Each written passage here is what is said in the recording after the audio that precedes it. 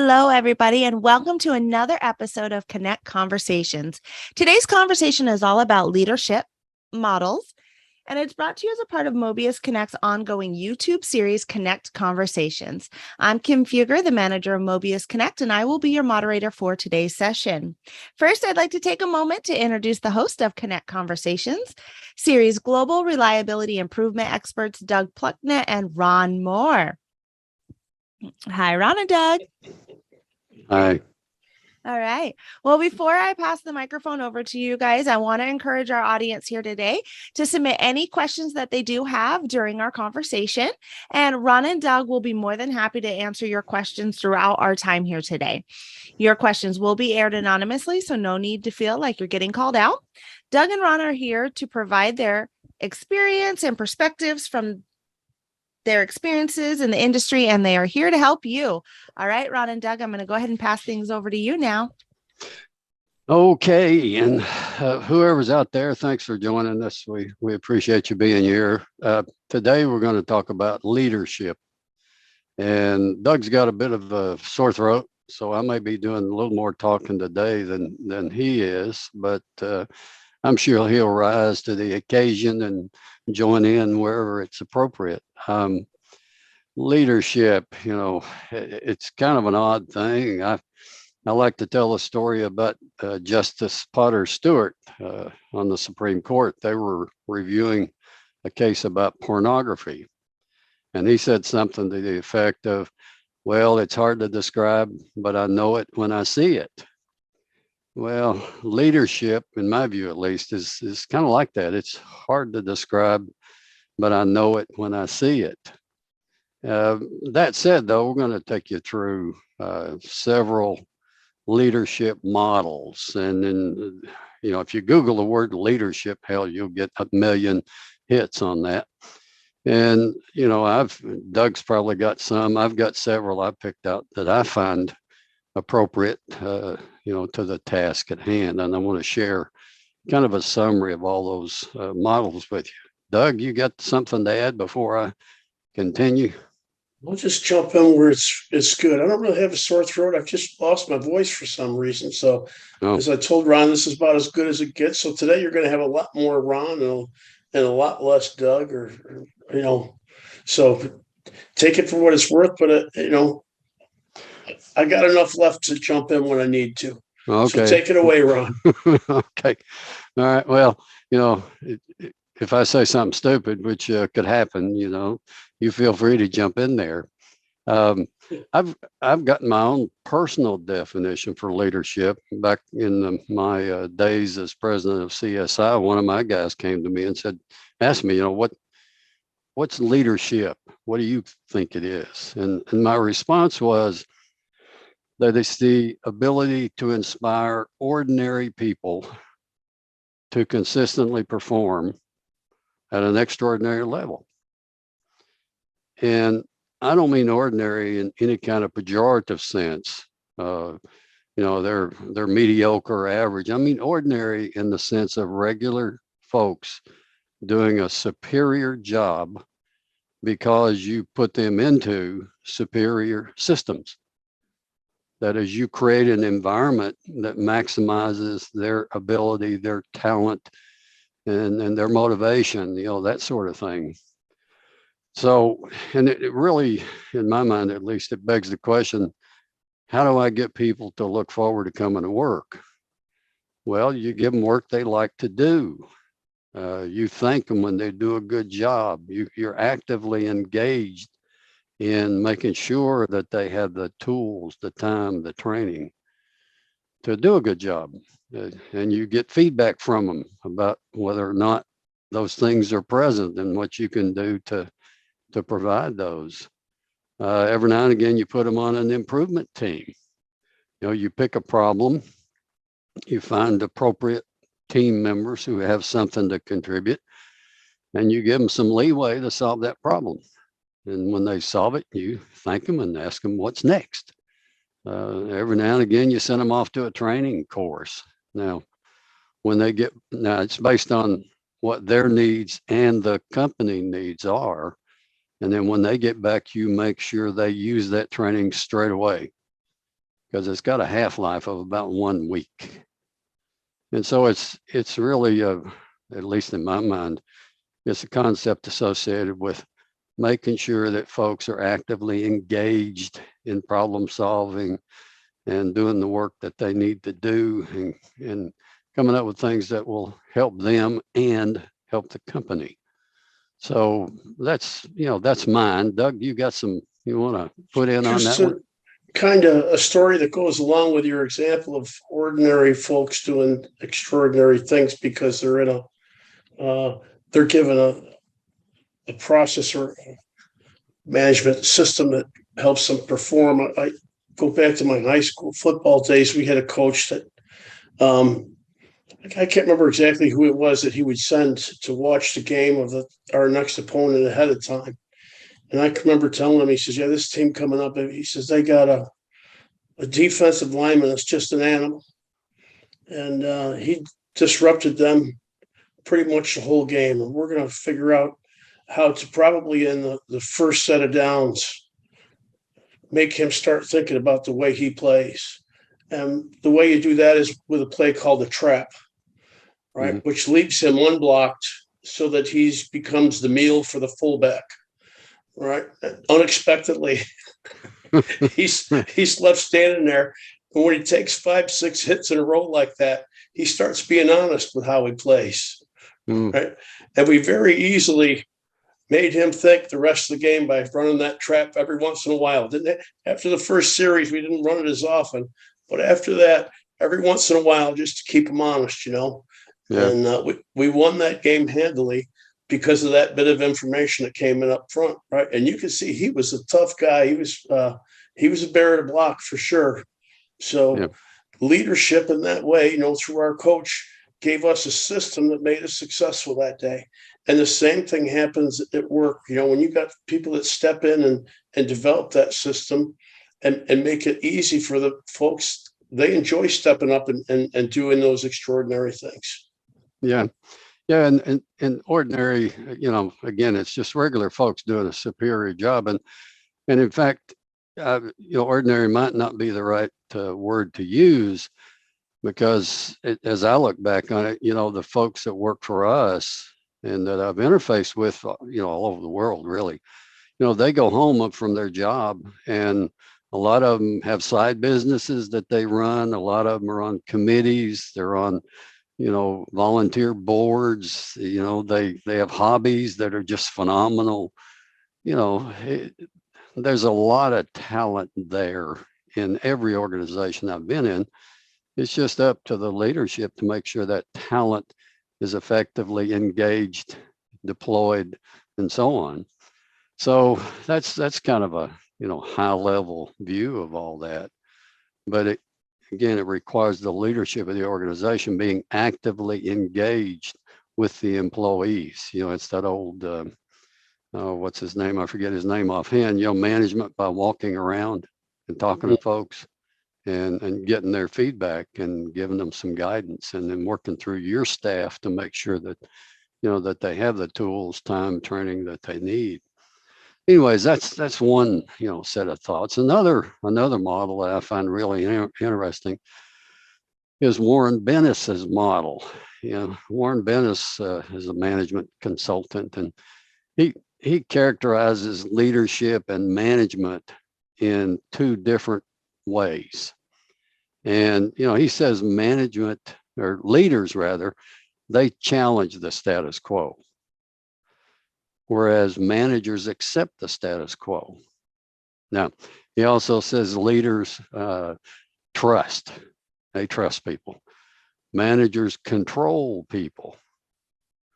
Now, both these models work, and then we'll talk a little bit about them in just a minute.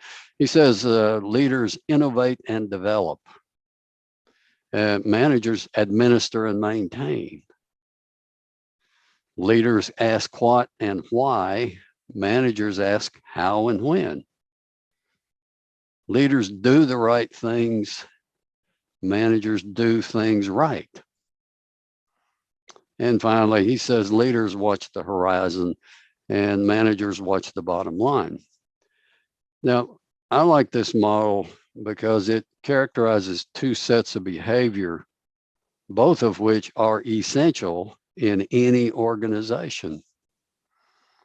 And what I'd submit to you, though, is that the higher you are in an organization, the more you need to be behaving in the leadership column. Trust, watching the horizon, challenging the status quo, and so on. The closer you are to the work, the more you need to behave in the management column to make sure things get done right, as opposed to doing the right thing. And you can't do without either one. But it just struck me that, they both apply. Now, in my mind, I've seen a lot of leaders, well, they're in a leadership position, but they act more like managers. They want to control everything. They want to just watch the bottom line and so on. And so I think it's, again, it's really important to me, in my mind, that the higher you are, the more you behave in that leadership column. The closer you are to the work, the more you behave in that, management column. But to be clear, that doesn't mean you can't jump from one column to another, depending on the circumstances. Some of the best leaders I've ever seen were, mechanics or millwrights, guys on the floor, who come up with ideas and put it forth and lead the charge and making a, dramatic improvement in the organization. So that's more on Bennis's model. And I kind of like it for the way it characterizes two different patterns of behavior. One other thing, those patterns I think are really important when it comes to managing cultural change. And in that situation, you begin behaving like a leader. You challenge a status quo. You ask what the right thing to do is, and so on.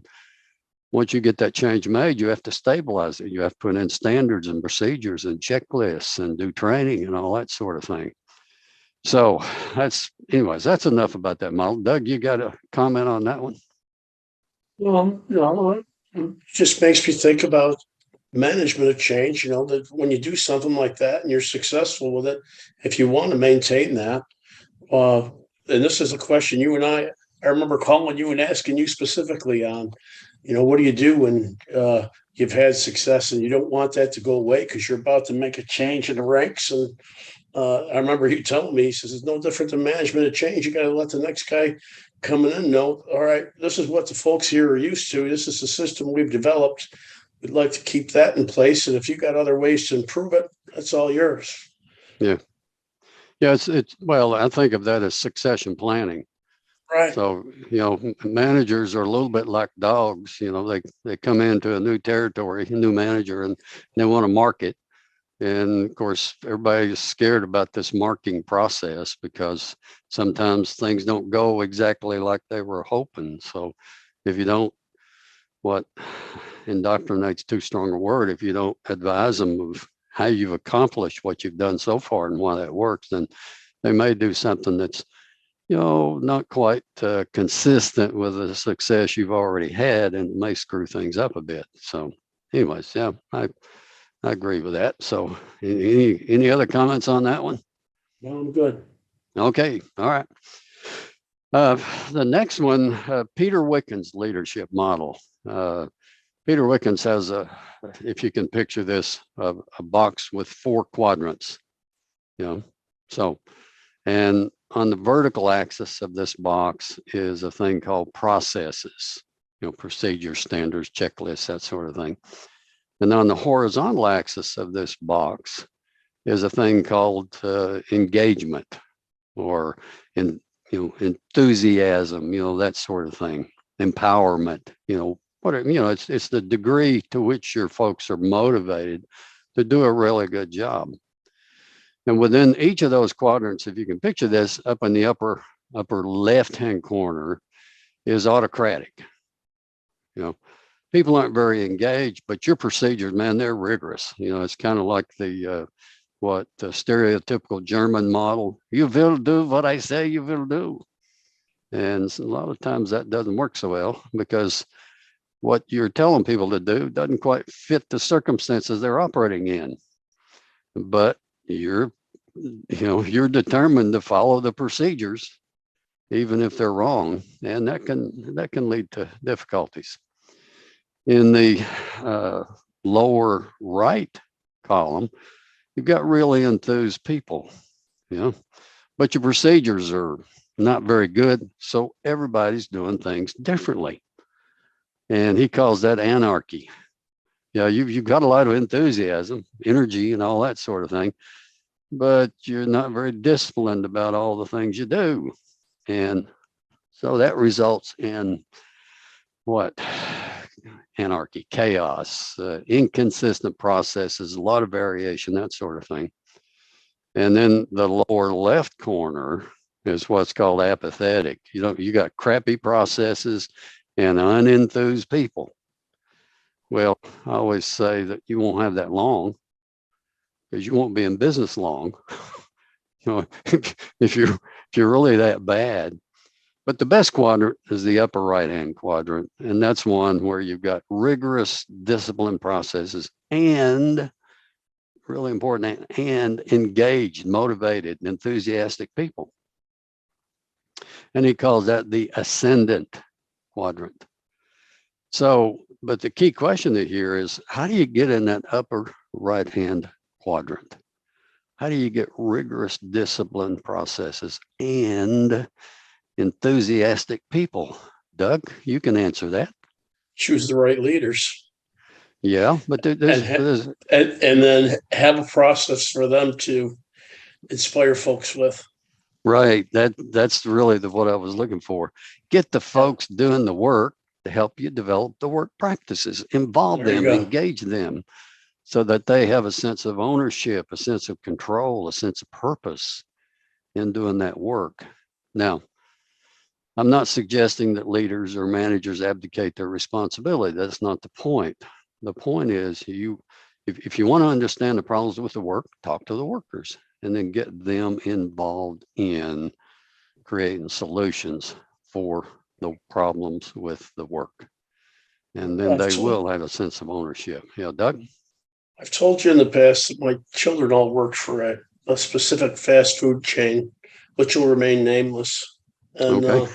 They all enjoyed their time there. They had a great manager who was a good leader that knew how to deal with these young kids and motivate them to make sure that they not only came to work on time, but they enjoyed their work. And that poor guy survived to the point in time where they had a hard time finding people. They decided to pay more money. They pay more money. They're still struggling, and then they decide to go with these order screens that you go to the public will fill out their own thing, and then that'll make life easy.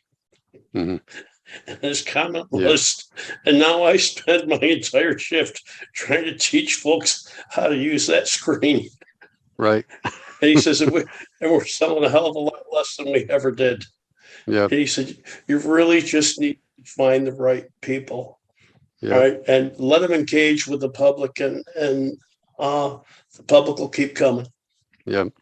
Well, and the other thing that I didn't mention earlier is, for example, in my definition of leadership, you have to set high expectations. And I don't mean stretch goals. I mean challenging goals that are reasonably achievable if an extra effort is put into it. So there, you've got to set high standards, high expectations, but then as a leader, you have to provide folks with the ability, the support mechanisms to achieve those goals. And, it's been demonstrated in any number of studies that high expectations, if backed by adequate support, will result in high achievement. So I think that's a really important point too. And it sounds like your football coach had the high expectations, because he wanted to beat this team, and he was working with you guys to figure it out, So anyways, next model, and this is really another these are all favorites, otherwise they wouldn't be in here. But I really like this one. And in fact, I've used this one when I've gone into companies to sort of help them differentiate different styles of leadership. And it's simpler than Warren Bennis's, but it's very effective. It's Winston Ledet's leadership model. Winston's a super duper guy. I value his friendship tremendously, and I've used a lot of his wisdom in what I do. Anyways, he says a leader is anybody that has followers. And it comes about in a relationship of leaders and I presume followers up and down an organization.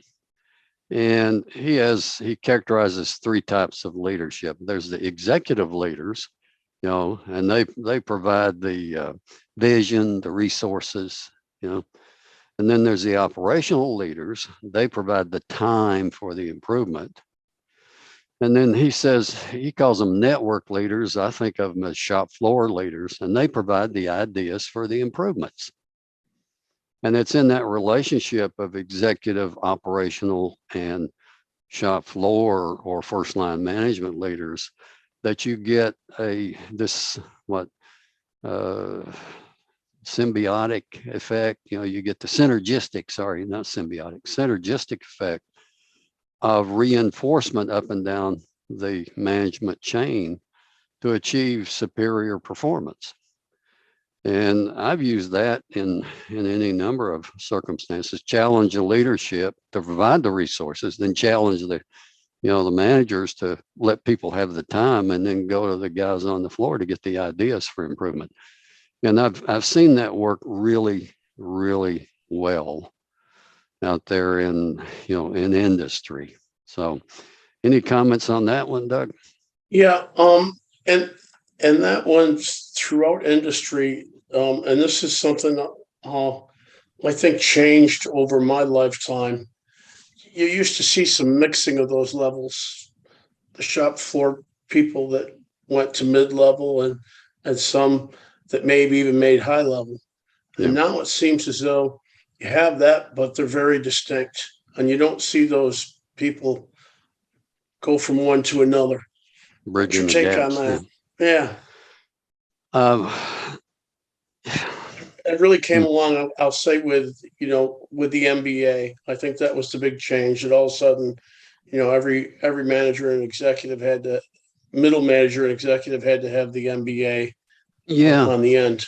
I think there's probably some truth to that. Now, I have an MBA, but don't hold it against me.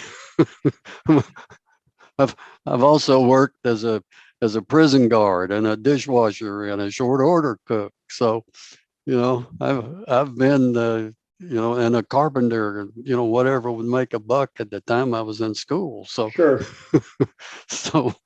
But yeah, I think there is some tendency in some companies to, look down upon the people doing the work. I've got a PhD, I've got an MBA, I'm the CEO or whatever. And rather than look at those folks as to be respected and appreciated and, to set standards, but then provide the support, they're looked upon as pawns that you move around on a chessboard. And I really despise. That's probably an appropriate word. I really dislike folks who don't show respect to the folks doing the work. Yeah. Because, I grew up in a household where my mom and dad were folks doing the work. And I grew up doing the work, So I think there's some truth to that. And certainly in some companies, I've seen it.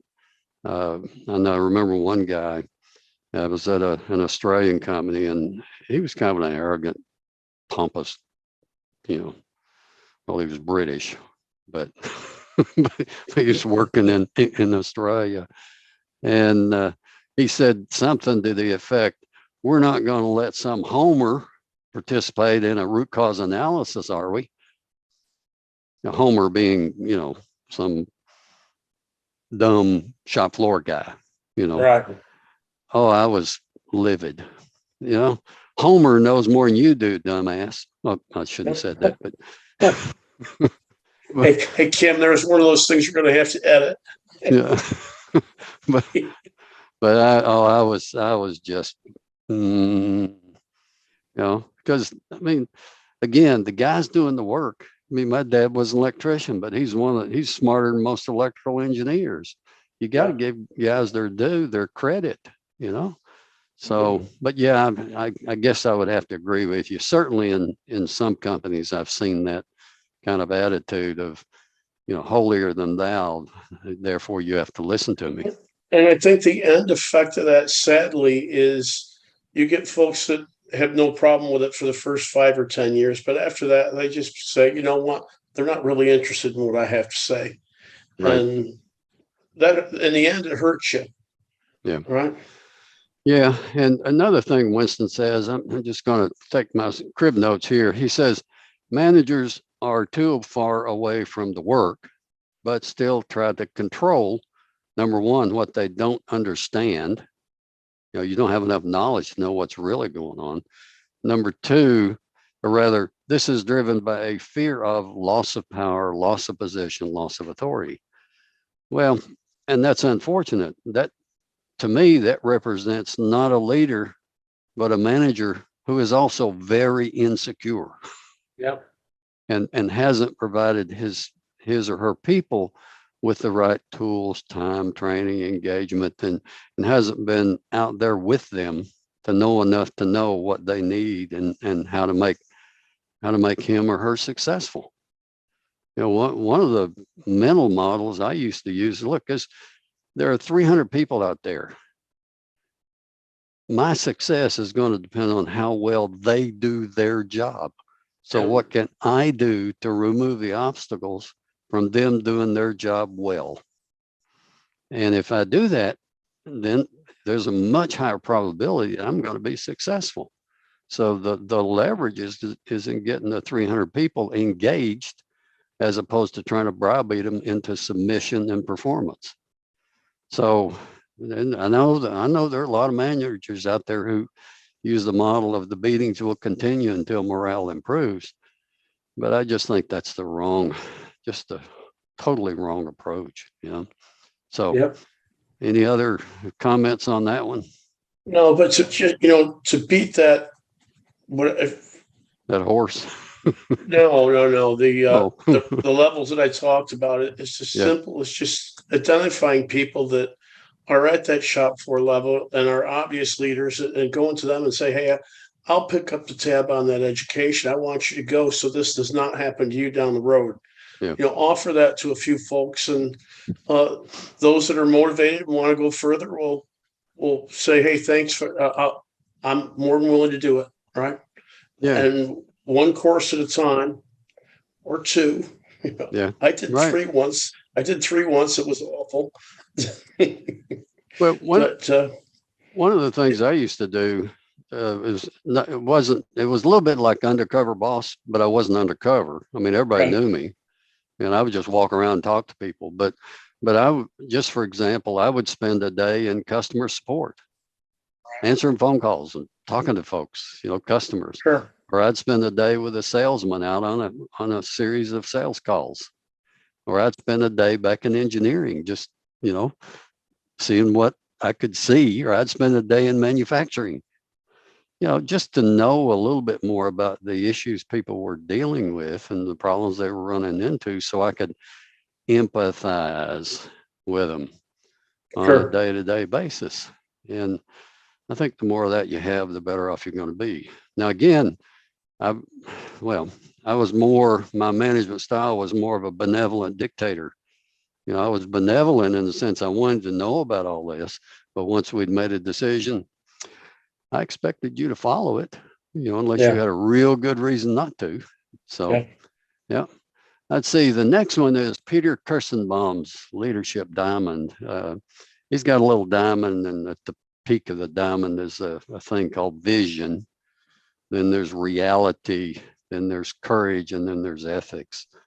And, you know, the thing about that model is what I've seen a lot of times, the vision that the leader of the, for example, the CEO, the vision they have for the organization just doesn't match the reality of what's on the ground, on the shop floor. And unless you can give the shop floor guys a sense of how they fit into supporting that vision, then you're going to have a mismatch in what people perceive and what they do and the level of enthusiasm that they have. And so I kind of see that a lot. I've sat in on, big guys giving, wonderful speeches, and then you go talk to the shop floor and you say, what'd you think about that? And say, oh, that's bull crap. And you go, I thought it was a pretty good speech. What's the problem? Well, and then they list things that are preventing them from being a part of that vision. So the two have to be connected. It's a little bit like what von Clausewitz, he's a military strategist. He wrote a book called On War, and it was about engaging in battles and winning wars. And one of the things that he said that struck me was related to that, and that is the strategy associated with the battle plan has to match the capabilities of the troops. There has to be alignment between your battle plan and what your troops can accomplish. And if you don't have that alignment, it's going to be really hard to win that battle. So another thing he talks about is courage, having the courage to stand up to your, stand up for your convictions and to make the hard decisions and so on. And then the last thing in his diamond is ethics. Now, I'll use my model for ethics. I use two really simple questions to illustrate ethical behavior. One of them is, on a personal level, it's, what would your mother say? If your mom wouldn't approve of it, you probably ought not do it. My dad always gave us a little more latitude, but my mother was a little more, strict and straight-laced. Now, at a corporate level, and I used to ask folks this question, would you want that on the 6 o'clock news? Well, if you wouldn't, then you shouldn't do it. My view was everything we did had to stand up in the light of day. Otherwise, we shouldn't be doing it. So that's a little bit on Kirstenbaum's, model. Doug, you got some comments on that one? No? Okay. Are you about to lose your voice?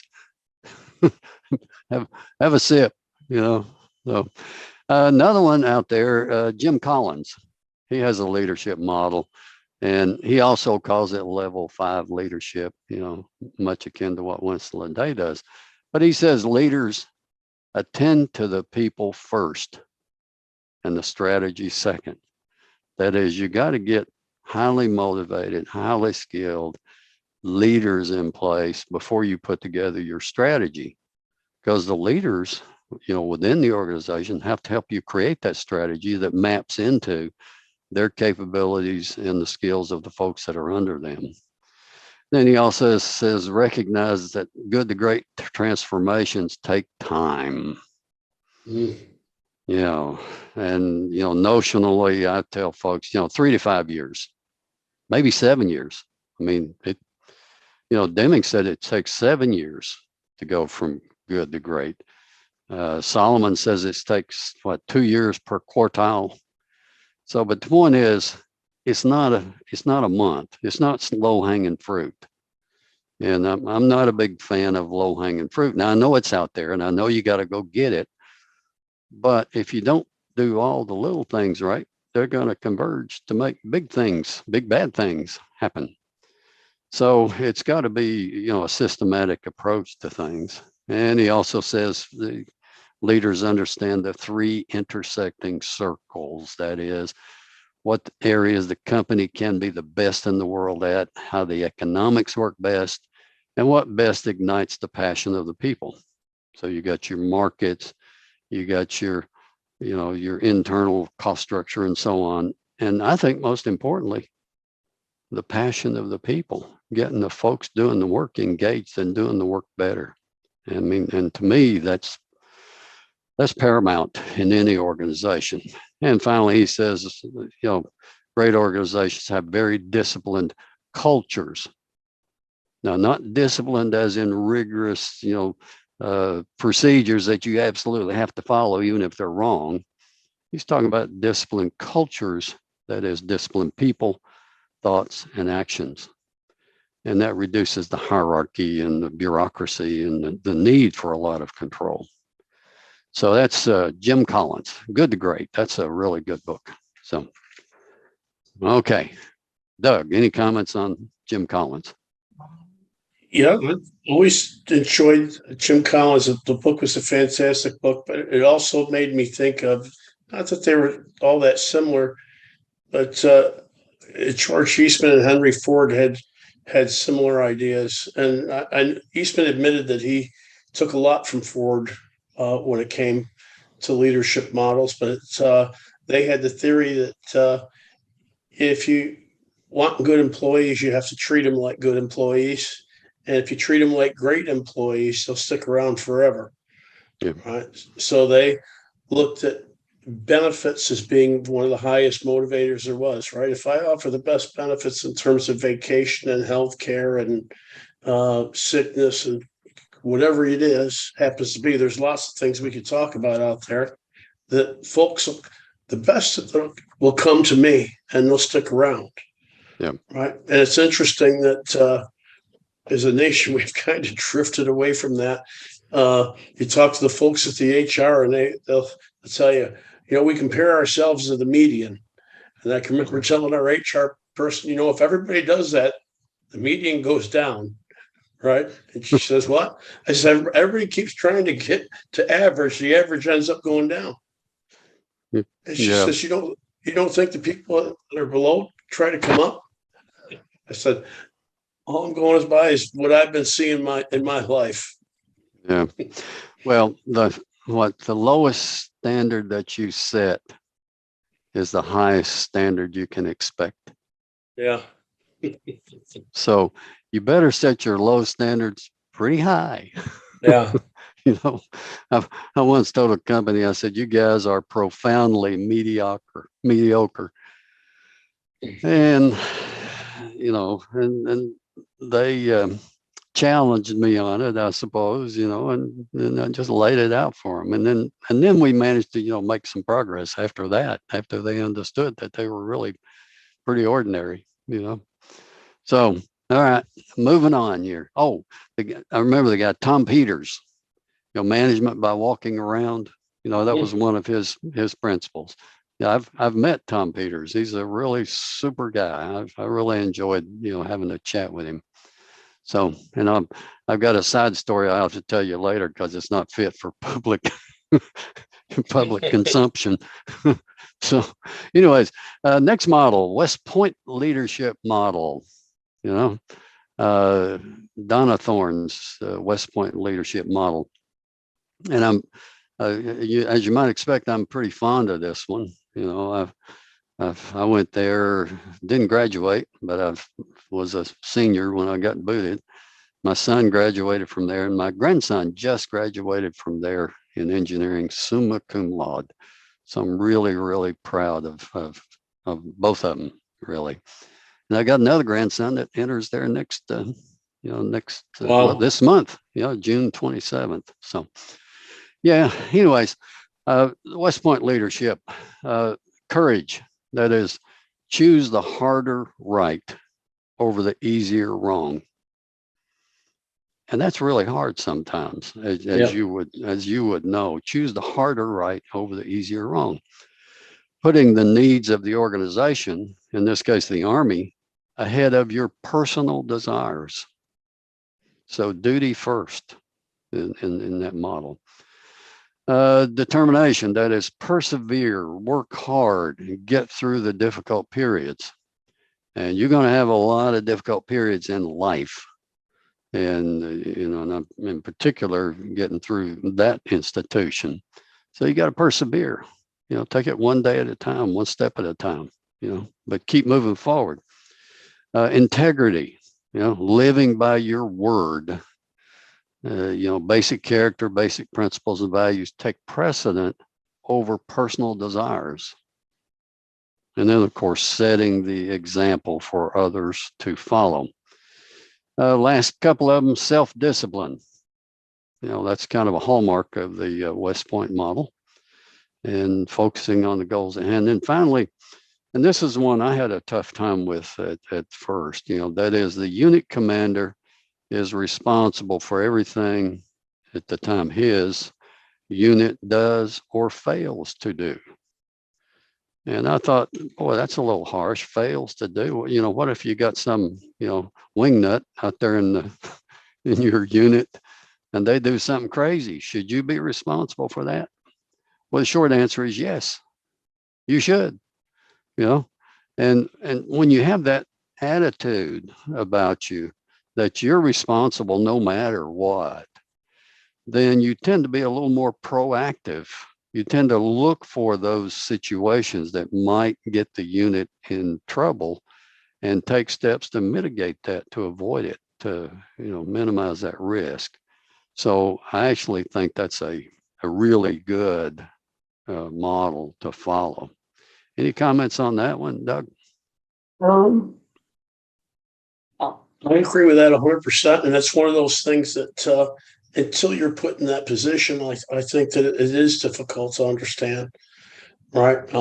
My only again, I was never a military person, I was a sports person. Right. And I think that every coach understands that there's a couple wingnuts on each team. Right.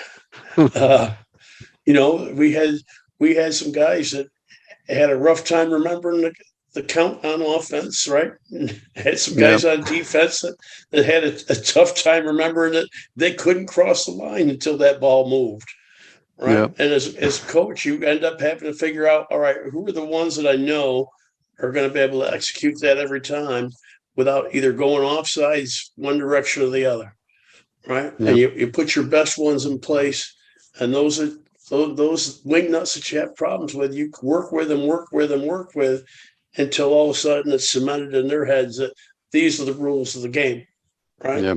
You don't give up on them, right? If you give up on them, you don't have enough guys to play the game, right? And the same thing happens with work. If you give up on them, you're not going to make the product that you need to make because you hired these people. So you have to work with them. They become your responsibility to say, all right, here's our rules as far as work comes. This is the things that I expect of you, and you should expect of me, right? Works both ways. Yeah. Well, I mean, a coach is kind of like the unit commander, right? Yeah. I mean, even if you fail to execute, you still get fired. You can go blame the linebacker or the quarterback or whatever, but you're the one that's going to get fired because your unit failed, to deliver on the expectation. So anyways, I came to, I guess, know and love and appreciate that rule after a while, after initially being, why should you blame me? Well, that's the job, buddy. So anyways, kind of a quick summary I've got of all those, and that is this, leadership requires vision.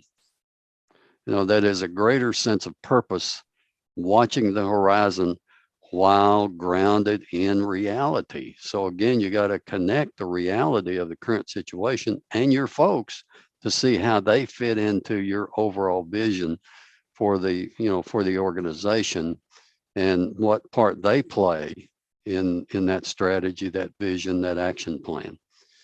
Another one, I think leaders empathize with people, treat them with dignity, with respect, with appreciation.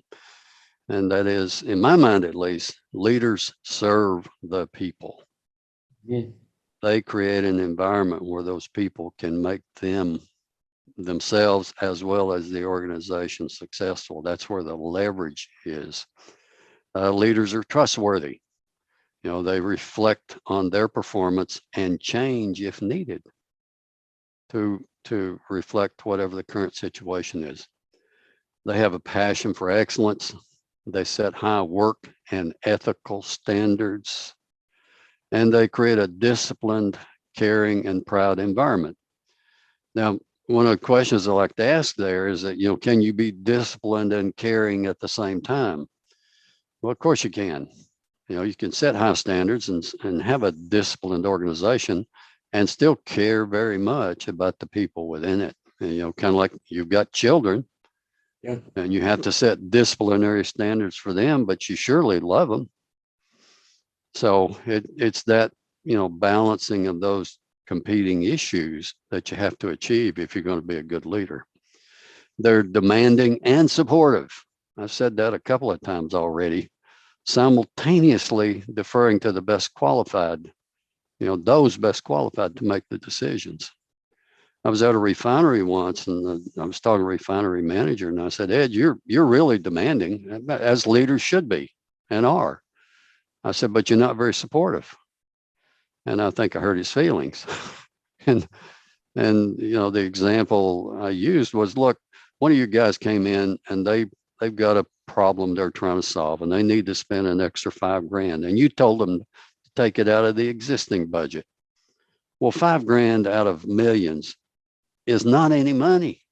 You should have just said, do it and let him manage it. Give them the support they need.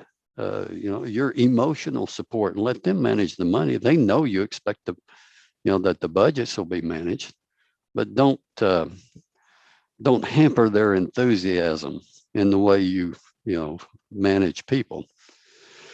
Anyways, that is, final, last one. They set the example.